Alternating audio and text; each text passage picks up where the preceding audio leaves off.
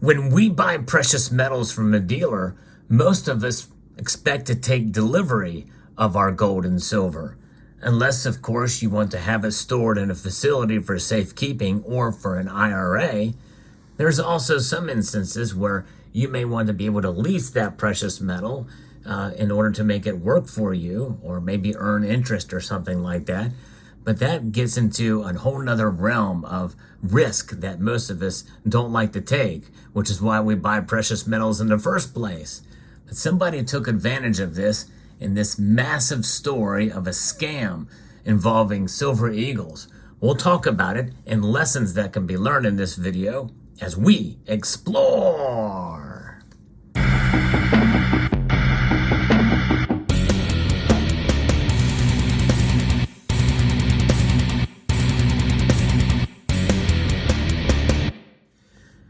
Imagine someone storing for you a Silver Eagle that you bought. Like, let's say in this case, this is an American Silver Eagle 1 ounce proof silver coin. Let's take a look inside, shall we? Beautiful box. This is back when the United States Mint actually had some quality packaging. You have a certificate of authenticity for the Silver Eagle here. A nice, well-crafted clamshell with a metal seal there. And then you open it up only to find there is nothing there. It is not around. Imagine 500,000 of these, whether it be in proof form like this Silver Eagle here or an uncirculated one. There are boxes of these that had nothing in them but IOUs. In this breaking news story, I'm going to talk a little bit about the case of 500,000 missing Silver Eagles. What a story this is. Now, this is on the an update really from a previous story from the same company that has been charged with fraud, precious metals fraud in Delaware. And there's actually 2 stories about this. Actually, one from Coin Week really does not give the full breadth and detail of this story. So I'm going to quote from it only a little bit. But this is the First State Depository Company and Argent Asset Group, LLC. I reported on both of these in a previous story. And by the way, this video will go under the Precious Metals Crimes playlist, something that I like to do. I like to give you news stories because there's a lot of lessons that can be learned from precious metals crimes that occur out there in the news. But this story talks about how the orders required the defendants to pay $112.7 million in restitution to those defrauded and pay a $33 million civil monetary penalty. And additionally, the orders enjoin the defendants from further violations of the Commodity Exchange Act and CFTC regulations, which is the Commodity Futures Trading Commission. But let's get back to another story from MarketWatch, which I think does a better job in reporting this. This is amazing what has happened here. Investors allege that Robert Higgins misappropriated tens of millions of dollars worth of silver American Eagles. Specifically, the Coin Week story did not even mention what coins were involved here. When investigators went into the vault where Robert Higgins claimed he kept 500,000 of his customers' silver coins, all they say they found were empty boxes filled with IOUs. Investigators with the Commodities Futures Trading Commission say the empty vault was the result of a complex coin leasing scam in which Higgins claims he was buying and storing American Eagle coins but pocketed tens of millions of dollars of investors' money instead.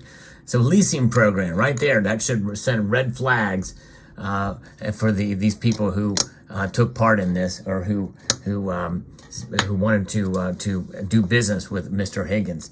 Already sounds kind of fishy and dicey from the very beginning, but people's spider senses were not alert to this apparently, and they continue to press on here and do business with them. So this story just breaking, but just last week, the CFTC announced that 2 firms run by the 68-year-old coin dealer were ordered by a federal judge in Delaware to pay $146 million in restitution and fines. The ruling also ordered the firms Argent Asset Group, LLC, and First State Depository Company to be shut down and barred Higgins from ever working in the commodities industry again. Higgins separately faces federal criminal charges for fraud, tax evasion, and perjury. And so there's no response from Higgins' attorneys on this. According to court filings, the scam dated back to 2014 and continued through October of 2022, during which more than 200 investors were allegedly defrauded out of $113 million in money they had given Higgins purportedly to buy silver coins. Wow. Imagine that. 200 people got hoodwinked on this. The scam allegedly lured customers in through a fraudulent silver coin leasing offer called the Maximus Program. Boy, it even sounds kind of dicey, kind of fishy, the name like that, the Maximus Program. Investors were convinced to buy the 1 ounce U.S. Mint issued pure silver bullion coins through Argent. And that's this, the American Silver Eagle. As you can see here, this is it. They didn't say what conditions these are in, but this is a 2010 uncirculated version of the American Silver Eagle.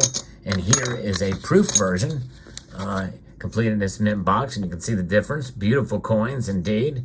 And yes, indeed, so there they are. Those are the two coins, or the types of coins you could buy, either uncirculated or proof condition, that were involved in this scam. Pretty amazing. So the Maximus Program would offer customers a lease payment. Yes, they would offer a lease payment of as much as 20 cents per coin to allow Argent the right to use them for short-term sales with the guarantee the coins would be replaced. Yeah, so imagine 20 cents for American Silver Eagle, be able to have there to be able to lease it out, give him the permission to lease it out for this scam. Wild to think about. Pretty clever, but nonetheless, I definitely would not have been. Most of us, I don't think, would fall for this, but investigators say none of this appears to have happened, although it was not entirely clear if Higgins ever bought coins for customers as he had promised, or if he had just never replaced them once they were loaned out. Yeah, can you imagine?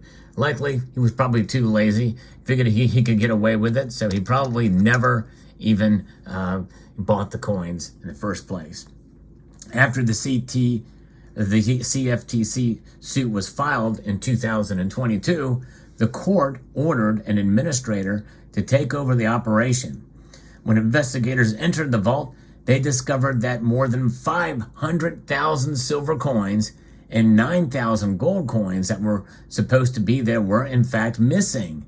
In their place were rows and rows of boxes assigned to customers that contained little more than IOUs, according to court papers.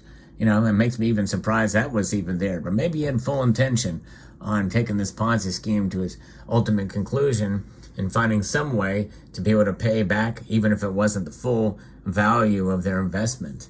Investigators say Higgins deceived his customers by sending them phony monthly statements. Maybe that's why the IOUs were there, so they can keep track of it to give those statements out to those investors. And they would stall when they would seek to redeem their deposits. They also say Higgins claimed the coins were all insured, but that the policy he had was insufficient to cover the value of the coins he claimed to be storing. That should send red flags as well, too. Apparently it was enough, at least in October of 2022, last year, for them to actually pursue this. Court documents related to the criminal case stated that Higgins had claimed at times that his businesses had been under heavy financial strain and he was struggling to pay off loans he had taken using coins as collateral. So, yes, indeed, coming to a head there, and there's where it is. You know, but a lot of red flags here in multiple different ways. And again, I'm not saying that storing coins off-site is necessarily always going to be a fraud. There are cases where people are rightfully, or they would knowingly have their coins stored off-site for security purposes. There is counterparty risk, but as long as the vault and the institution that is used to store these coins is legitimate and trustworthy, then it's fine. At least it's fine as long as you know you can take them out whenever you need to. But there is, again, that risk, that counterparty risk is something that is certainly viable, and it looms over you, even in the case of a legitimate storage facility. But in this case, there should have been enough red flags at the very beginning, at the outset, about leasing your silver, or loaning it in order to make a profit in that way. It sounds like a Ponzi scheme to me, and that's exactly what this was. So very interesting indeed, but I think what it all boils down to in the bottom line, if you're stacking precious metals, the best way to do it is just buy it and hold it yourself. It's worth the premium, in my view, to have it and store it yourself, or store it with somebody you really, really do trust, that's close to you, that's local, and that you can trust. But really, the bottom line is you're the ultimate arbiter of your own safety and security, and so you might as well just store it on your own and protect it and store it yourself.